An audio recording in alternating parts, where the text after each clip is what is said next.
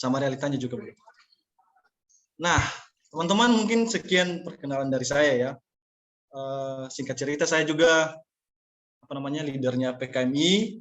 Jadi kalau teman-teman tahu PKMI ya, saya salah satu pengurusnya, dan semua kita pengurus untuk kemuliaan nama Tuhan.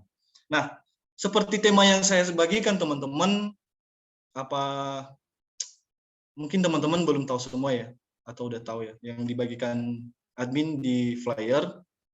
Di situ saya memberikan satu tema, yaitu etos hidup berkecukupan. Share screen dulu.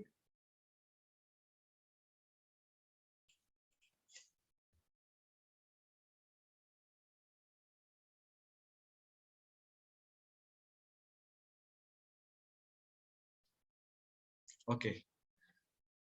Saya membahas pada malam hari ini untuk kita sama-sama belajar, teman-teman, yaitu etos hidup berkecukupan.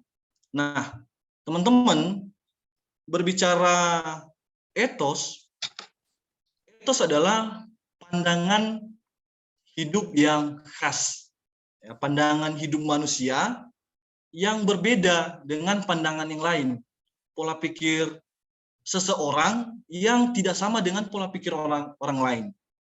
Nah, kenapa saya mau membahas tema ini, teman-teman? Karena akhir-akhir ini banyak orang, apalagi orang dunia dan termasuk orang Kristen, pola pikir dan pandangan hidup mereka itu sudah dihasut oleh hal-hal dunia, teman-teman. Ya, jadi fokus mereka bukan lagi mencari kebenaran firman Tuhan, tetapi hati dan pikiran mereka sudah dipikat oleh hal-hal dunia. Ya, seiring berkembangnya zaman, teknologi, orang Kristen bukan malah mengupdate imannya di dalam Kristus, tetapi mengupdate hidupnya, merubah hidupnya dengan nilai-nilai dunia. Ya, kayak operasi hidung lah, operasi plastik lah, itu mereka ubah, tapi standar dunia, teman-teman. Iman mereka, hidup mereka tidak diubah sesuai dengan standar Alkitab, sesuai dengan standarnya kebenaran firman. Nah, jadi selain daripada itu, juga orang-orang pada zaman sekarang itu sudah terpikat hatinya dalam area hedonisme. Ya, banyak yang menjadi hamba mamon, mereka mentuhankan hal-hal yang tidak pantas dituhankan. Karena kita punya Tuhan hanya satu.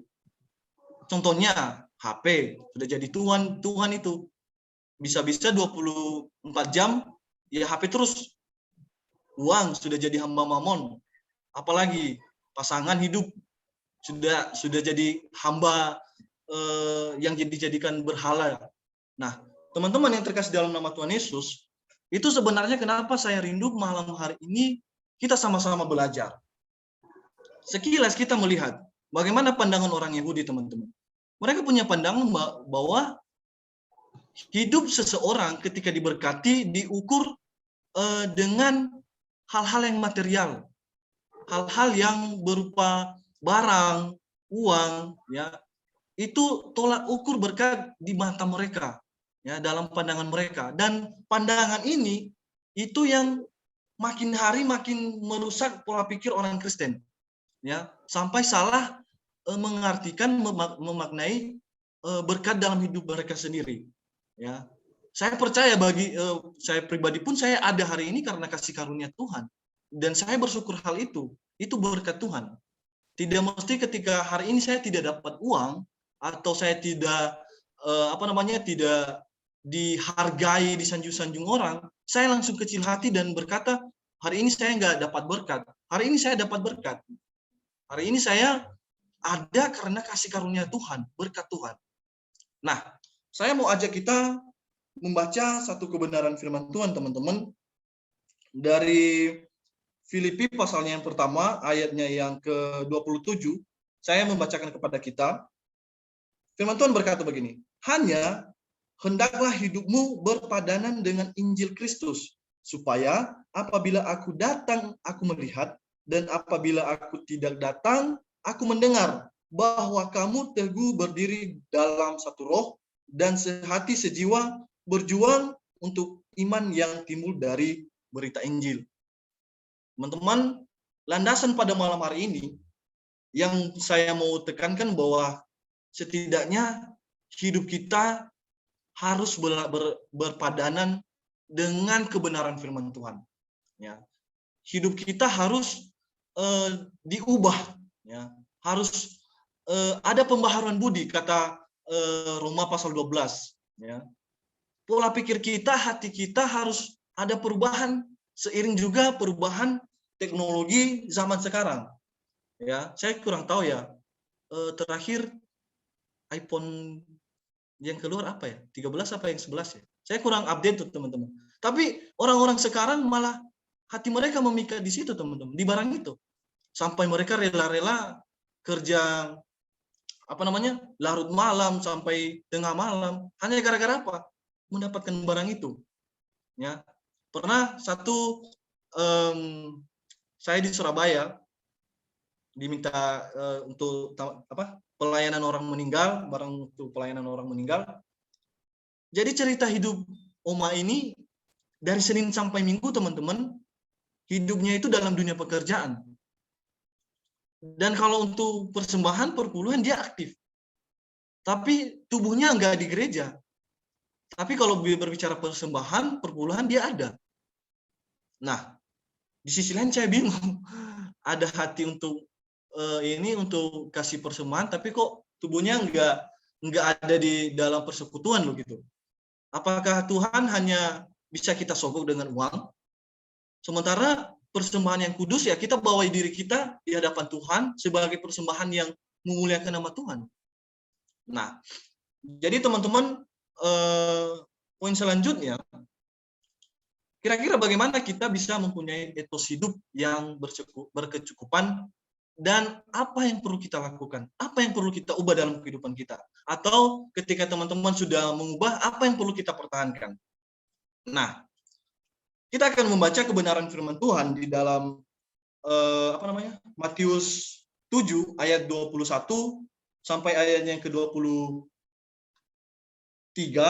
Saya minta Kak Kezia membacakan kepada kita malam hari ini ayat ini. Matius 7 ayat 21 sampai ayatnya yang ke-23. Ini poin pertama yang kita bahas, teman-teman. Kak Kezia? Ya. Minta Suaraku kedengaran. Ya. Sorry, dari tadi sinyal jelek. Oke. Aku baca ya.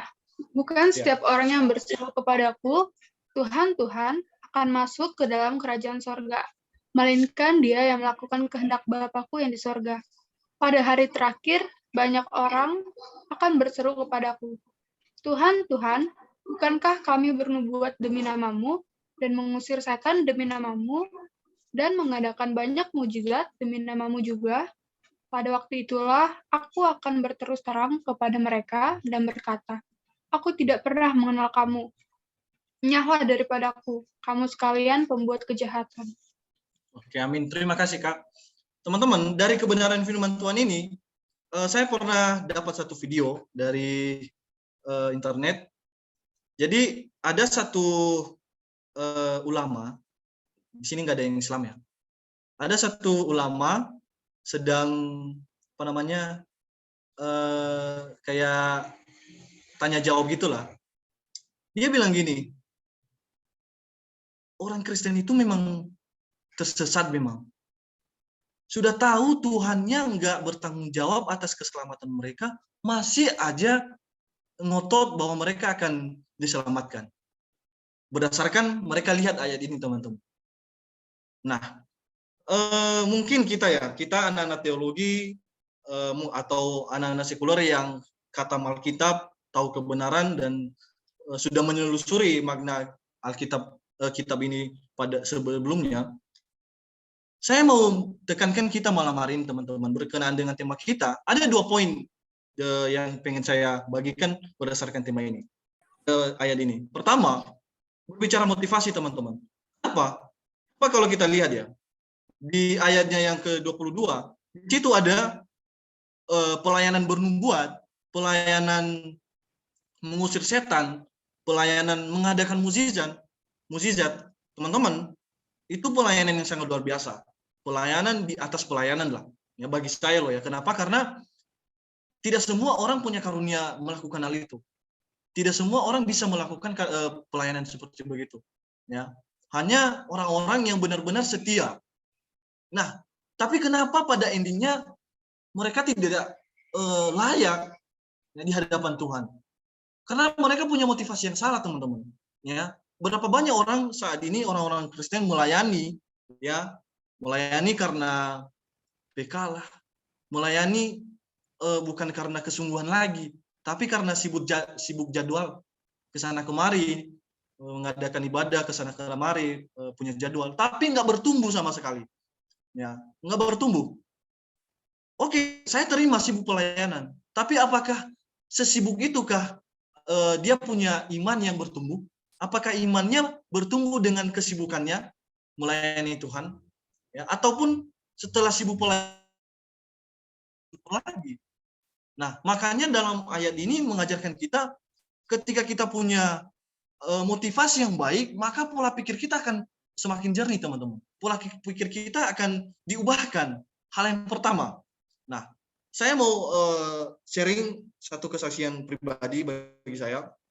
Satu kali saya perjalanan pelayanan sama mentor saya. Karena kebanyakan saya buka teman-teman. Saya ditanya sama mentor saya di mobil. Karena kan kami berdua, jadi dia tanya, pengen tahu, Kak Yucer, kamu habis dari polosnya, saya bilang gini, teman-teman. Saya habis ini mau pelayanan di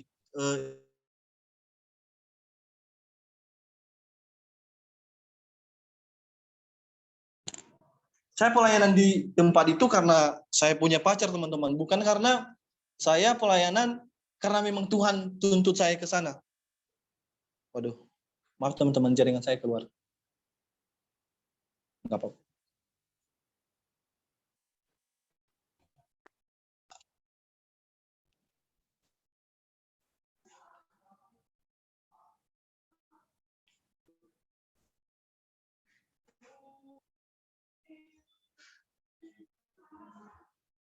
Oke, jadi mentor saya tanya, loh, kok bisa kamu sampai di sana langsung pelayanan? Dia bilang gitu. Dia langsung sadarkan saya, dan saya percaya omongannya adalah teguran bagi saya dari Tuhan. Dia bilang gini, kalau kamu ke sana hanya gara-gara pacarmu, menurut kamu motivasimu benar nggak? Kira-kira motivasi kamu pelayanan itu sudah benar-benar kamu gumuli? Sudah kamu pikirkan plus minusnya? Sudah kamu pikirkan nanti ketika putus masih mau melayani di tempat itu? Dan memang benar, teman-teman, saya sudah komitmen gitu. Saya ke tempat itu karena ada pacar saya, jadi saya pelayanan di sana. Dan secara spontan saya ditegur bahwa kalau kamu mau melayani ya jangan jadikan orang jadi jembatan, tetapi kamu langsung terhubung ke Tuhan. Langsung datang ke Tuhan, minta kamu punya pelayanan, jangan karena orang itu, jangan karena pasanganmu itu. Itu pun pacar masih belum tentu iya atau tidaknya. Nah, jadi teman-teman, setelah pulang dari itu saya berdoa lagi, bergumul lagi ke Tuhan, dan ya puji Tuhan saya dapat satu jawaban dari Tuhan berkenan itu. Nah, kemudian teman-teman, berdasarkan ayat yang kita baca, saya mau membahas tentang hubungan pribadi, teman-teman. Ya, kalau kita lihat di ayat yang ketiga 23, itu mengatakan, aku tidak pernah mengenal kamu. Kira-kira Tuhan kenapa sih tidak mengenal kita? Kenapa Tuhan mengatakan pada ayat ini, saya tidak mengenal kamu? Kenapa? Karena kalau orang sudah, contohnya ya, saya bisa bilang saya sudah kenal Kak Kezia. Karena sebelum pertemuan ini, kami pernah ada dalam satu kumpulan, ada dalam satu komunikasi. Jadi saya bisa kenal dia. Kak Kezia adalah pengurus GTD, dia adalah orang Medan, dia sekarang lagi kuliah, bisa dibilang gitu. Nah, kenapa Tuhan nggak mengenal kita, padahal dia kan pencipta kita lah, bisa dibilang gitu. Dia adalah Tuhan yang tahu pribadi kita, tapi kenapa ending-endingnya dia nggak kenal kita? Karena nggak ada hubungan pribadi sebelumnya antara kita sama Tuhan. Ya, kita hanya sibuk dengan hal dunia, kita hanya sibuk dengan kesibukan masing-masing, kita sibuk melayani tanpa kita bertumbuh. Nah, makanya Tuhan mengatakan, aku nggak mengenal kamu, kamu hanya sibuk di hal dunia, tapi kamu tidak mencari kerajaan yang benar-benar dari saya. Kamu mencari kerajaan dunia, kamu tidak mencari kebenaran yang berfokus kepada saya. Itu maksudnya. Nah, teman-teman, saya tidak mengatakan bahwa teman-teman dalam hubungan pribadi adalah orang-orang yang tidak serius. Saya percaya orang-orang yang ada malam hari ini adalah orang-orang yang rindu mencari hadirat Tuhan, rindu mencari perkenanan Tuhan, dan rindu mencari berkat Tuhan secara rohani loh ya. Nah, teman-teman, coba kita flashback. Ya. Saya pernah di posisi gini. Di saat saya punya pergumulan, terus saya sungguh-sungguh sama Tuhan. Sungguh-sungguhnya itu dari bulan 2 awal tahun kemarin, bulan 2, bulan 3, bulan 4. 3 bulan itu saya sungguh-sungguh banget. Sungguh-sungguh, setelah sungguh-sungguh, saya ya bisa dibilang kayak full timer gitulah. Senin sampai Minggu lagi, Senin sampai Minggu lagi, sibuk. Tapi saya nggak bertumbuh, teman-teman. Saya nggak dapat apa-apa. Saya hanya mau lakukan itu karena pergumulan, bukan karena saya dari hati. Bukan dari hati, tapi dari pikiran saya. Jadi saya menyogok Tuhan, melayani Tuhan, supaya saya diberkati dengan sesuatu hal. Teman-teman, itu salah satu motivasi yang salah banget sih dari saya. Kenapa? Karena saya tidak memahami bahwa Tuhan itu nggak bisa disogok soal pelayanan. Kalau kita nggak mau melayani, Tuhan bisa pakai batu kok. Ya. Kalau kita nggak mau melayani, Tuhan bisa pakai orang lain. Ya. Kalau kita hanya ke gereja karena doi, apalagi Natal gini kan, enaknya bareng doi ke gereja kan, enaknya bareng orang tersayang, terus datang ke gereja gandengan, duduk bersama, pas doa berkat gitu, tangan mereka berdua itu kayak gini. Itu sebenarnya nggak salah bagi saya kalau ke gereja. Tapi yang salahnya itu kalau kita ke gereja gara-gara pasangan kita. Apalagi kalau kita lebih salah ketika kita ke gereja karena PK. Kalau kita hanya cari uang, mending kita kerja di Indomaret. Mending kita kerja di pabrik, kerja jadi apa namanya ya, kalau gampang ya tukang parkir lah. Gampang itu. Tinggal kiri kanan kiri ya kan, kayak TikTok. Jadi kita tinggal nggak usah capek-capek atas namakan Tuhan, hanya motivasi yang salah. Nggak usah bilang saya ini orang yang rohani tapi sombong. Saya dekat ke Tuhan tapi nggak ada, masih mental kerupuk, aku bilang gitu. Kita orang-orang yang sudah manusia, orang beriman yang punya hati iman yang bukan iman iman yang anak bayi lagi, teman-teman. Kita harus punya iman yang lebih dewasa, kita harus punya iman yang lebih mental kuat dikit lah. Mental yang tidak bisa digoyahkan hal-hal dunia lah. Kemudian teman-teman, saya ingin mengajak kita membacakan salah satu ayat lagi, poin kedua. Matius 4 ayat 6. Di situ firman Tuhan mengatakan, tetapi Yesus menjawab, ada tertulis manusia hidup bukan dari roti saja, tetapi dari setiap firman yang keluar dari mulut Allah. Kira-kira teman-teman sanggup nggak kalau nggak makan dari pagi sampai sore ini? Kalau aku sih nggak sanggup ya. Paling kalau aku itu pagi sampai jam 11, jam 12 masih sanggup lah di situ. Tapi udah pening malahan di situ. Konteksnya ini teman-teman, Yesus sedang dicobai sama iblis.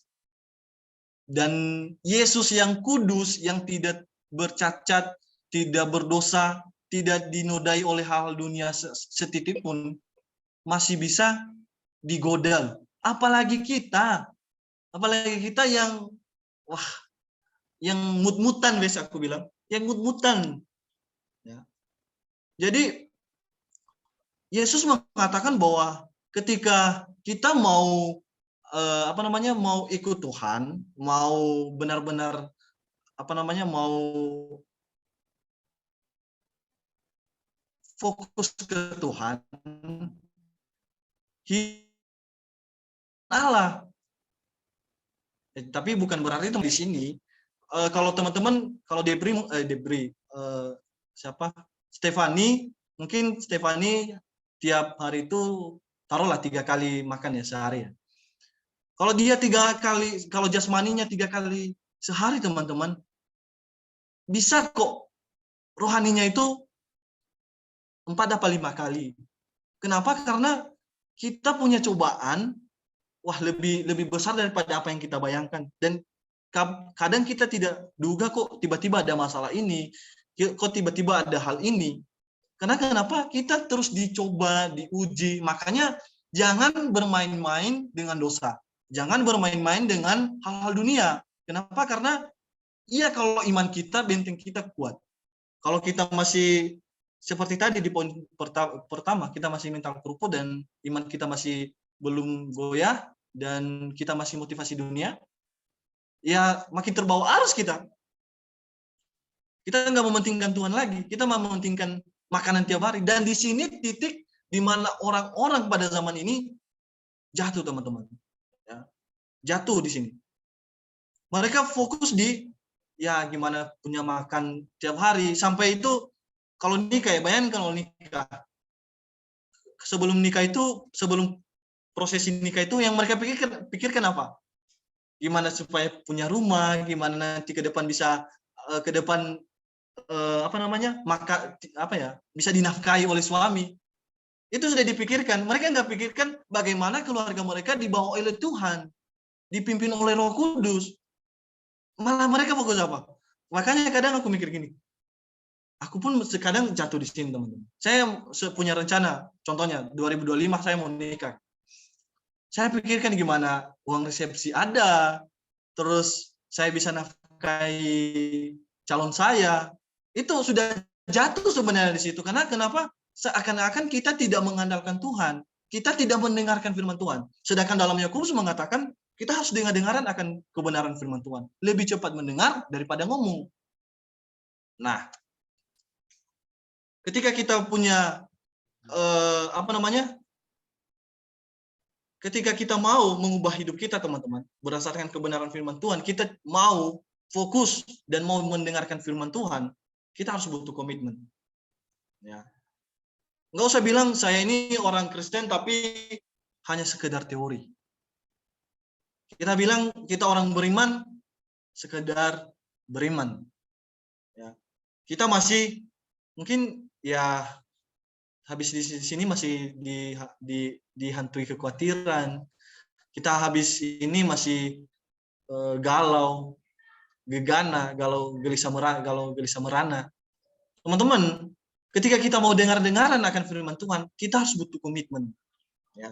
Kita harus butuh komitmen untuk membentengi hidup kita dari godaan iblis. Kita harus butuh komitmen dalam Tuhan.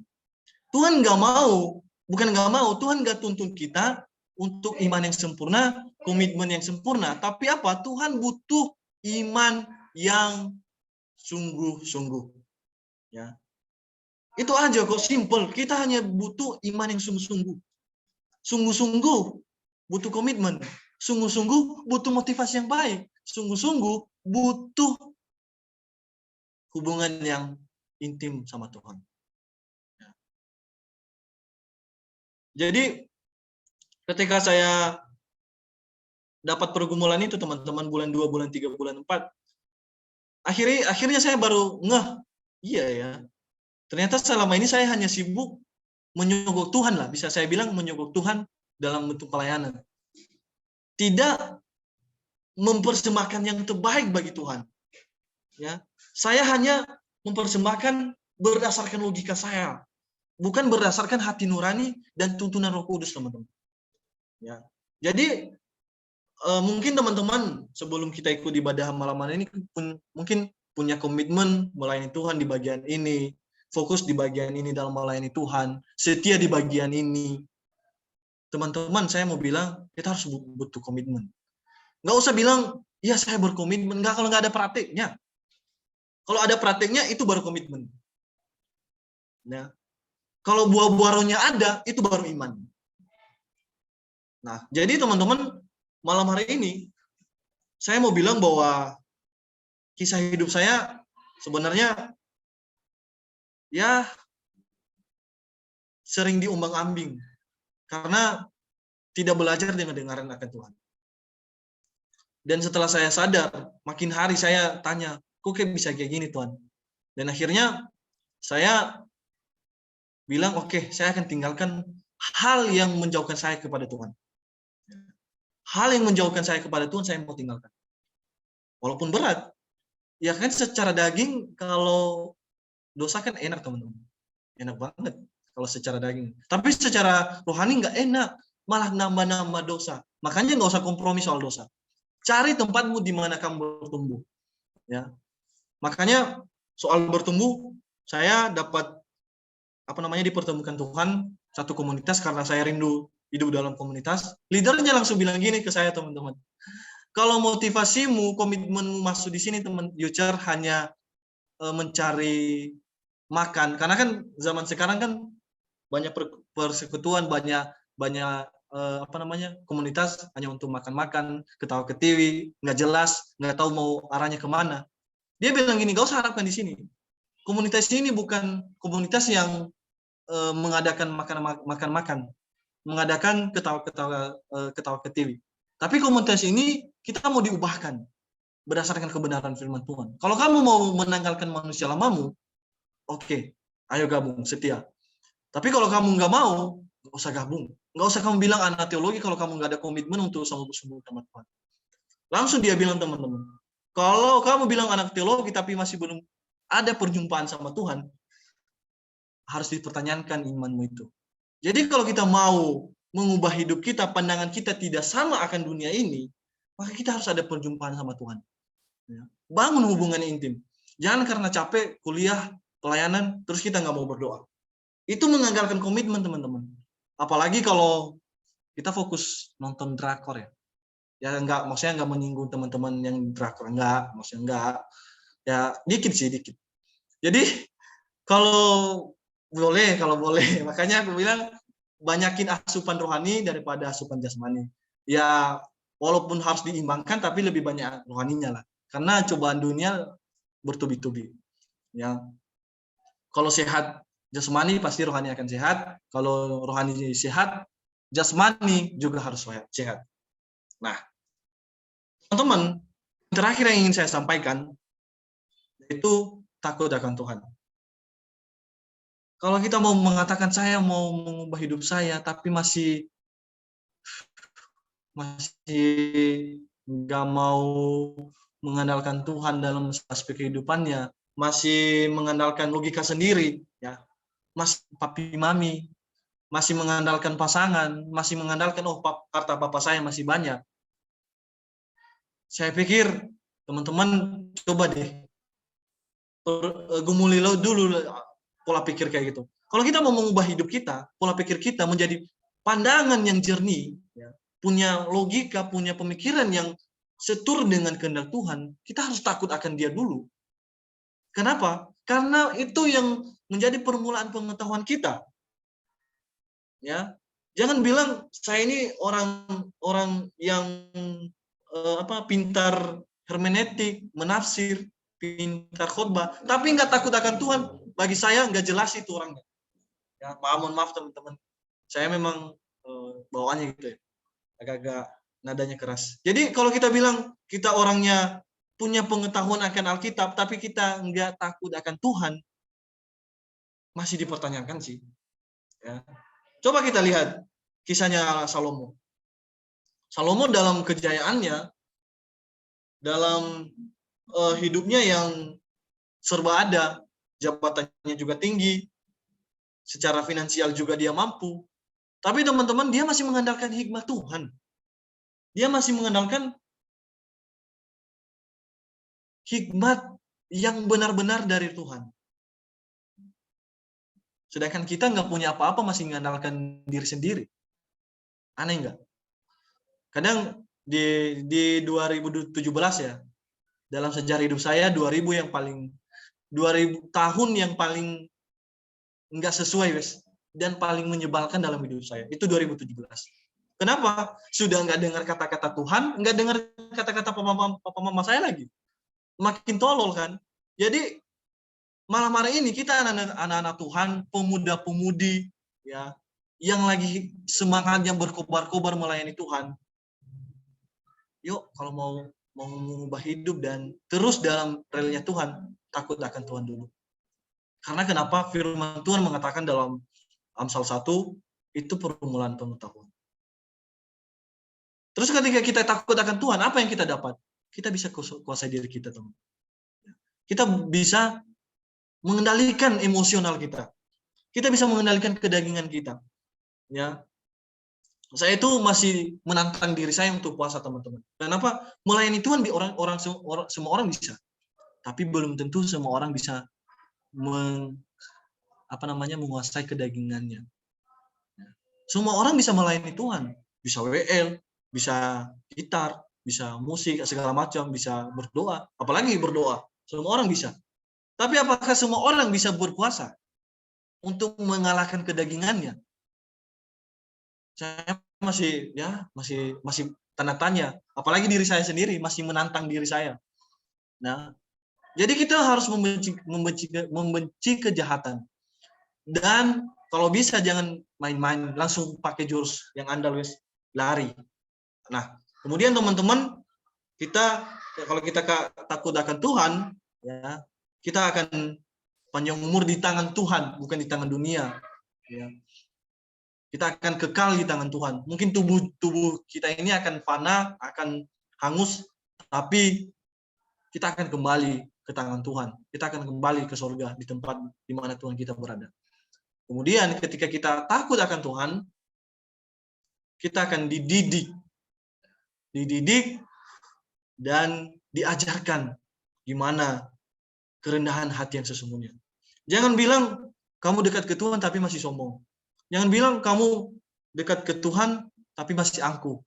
Jangan bilang ke Tuhan tapi masih ya cibiran. Apalagi zaman sekarang cibir-cibir orang itu ya masih ngeri-ngeri, teman-teman.